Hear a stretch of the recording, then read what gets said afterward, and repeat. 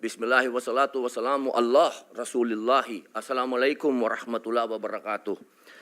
Isa pong pagbati ng kapayapaan sa inyong lahat. Unang-una po sa amin pong tagapangulo, Senate Blue Ribbon Committee, Pinunong Minoria Aquilino Coco Pimentel III. Mga magandang umaga po. At sa amin pong pro tempore, Senator Jinggoy Estrada. Sa amin pong Majority Leader, Francis Tol Tolentino, Sir.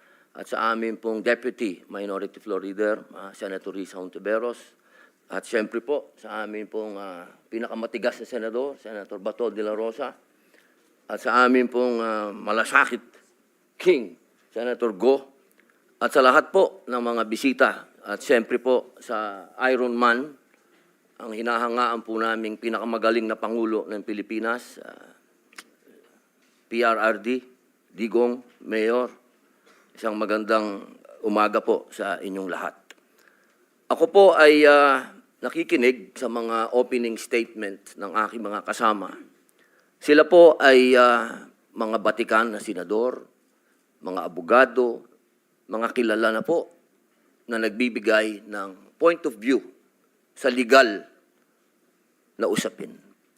Ang akin pong pahayag ay naratibo ng isang convicted criminal. Ako po ay convicted. Ako po ay nakulong. Ako po ay nabuhay kasama ang mga kriminal sa Bilibid. At kilala ko po ang underworld. Siguro po, maaring sa ibang bagay, mas maraming nalalaman ang aking mga kasamang senador, pero pag pinag-usapan po natin ang mga kriminal dito sa bayan natin, ako po ang magsasabi sa inyo, napakadami na pong kriminal sa atin na walang puso, ang mga halang ang kaluluwa. Napag-usapan po natin ang mga biktima ng sinasabing war on drugs, pero hindi po natin napag-usapan ang mga biktima ng mga durugista. Kung paano pinapatay ang kanilang mga anak, pinapatay ang kanilang mga asawa, pinapatay ang kanilang kapitbahay.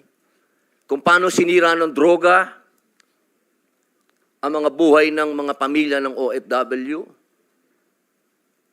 Kung paano po sa loob mismo ng Bilibid, kung saan po ako nakulong ng 3 taon at ginawa ko pang pelikula ito. Ang pangalan po ng pelikula, maaari niyo pong panoorin, Hari ng Selda. Dito po ay binunyag ko na sa loob mismo ng Bilibid ay nagluluto ng shabu. 1998 po yun. Kung bibilangin po natin yung taon na yun, hanggang sa dumating ang Iron Man, ilang taon po yun. Ganun po kahaba ang mga panahon na namayani at talagang naghahari ang mga drug pusher sa Bilibid.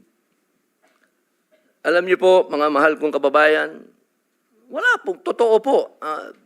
Ang kamatayan ng buhay ng isang tao ay yaan po ay bigay ng Diyos. Yaan po ay kayamanan, yaan po ay regalo sa atin ng Diyos.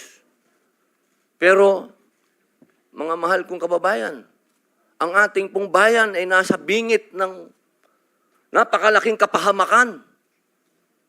Kung hindi po tatitindig ang ating kapulisan, kung hindi po tatayo ang ating mga law enforcement, tayo po ay tatalunin ng mga sindikatong nag-ahari na nagluluto na ng mga droga kung saan-saan.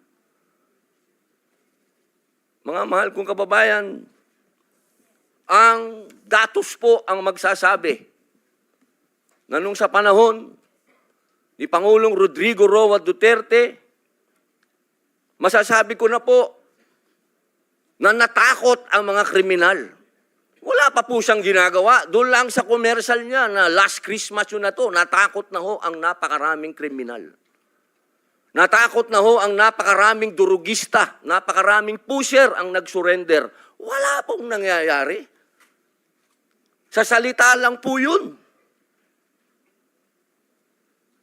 Mga mahal kong kababayan, kung sisisi natin lahat ang mga namatay dito sa administrasyon ni Rodrigo Roa Duterte, abay nagkakamali po tayo. Alamin po natin kung ano ang drug underworld. Kung ano ang mga drug syndicates. Ako na po ang nagsasabi sa inyo, regular na po ito. Tuwing magpapalit ang administrasyon, naglilinis ang mga sindikato. Magkakaroon talaga ng maraming mamamatay dahil naglilinis. Para pagpasok ng bagong administrasyon, yung kanilang mga alagang, mga kriminal, mga alagang, mga pusher, mga tapos na. Sana po, sa usapin na ito, maging realistic po tayo, mga mahal kong kababayan. Kung kailan ba natin na ibalik sa mga kababayan natin ang kalsada. Nung panahon na yon, nagiinuman sa tabi, nakahubad, ang mga babae hindi makapaglakad, hindi ka makapaglakad ng may cellphone ka, aagawin ng cellphone mo, loob ng bahay mo, papasukin ka. Mga kababayan naman, huwag naman nating haluan ng politika ito. May mga bagay dito sa mundo na kailangan maging realidad tayo. Buong mundo, problema ang droga. Kung walang tatayo para lumaban dito, paano na ang kinabukasan ng mga anak natin? Paano na ang kinabukasan ng bayan natin? Kaya sana po ang inihiling ko sa lahat dito sa pagdinig na ito, iwasan ng politika at tingnan po natin kung saan talaga tayo tutungo ang bayan natin. Mga kababayan, lubog na po tayo sa utang, lubog pa tayo sa tubig, pati ba naman sa ganito, lubog pa rin tayo. Yun lamang po, maraming salamat po.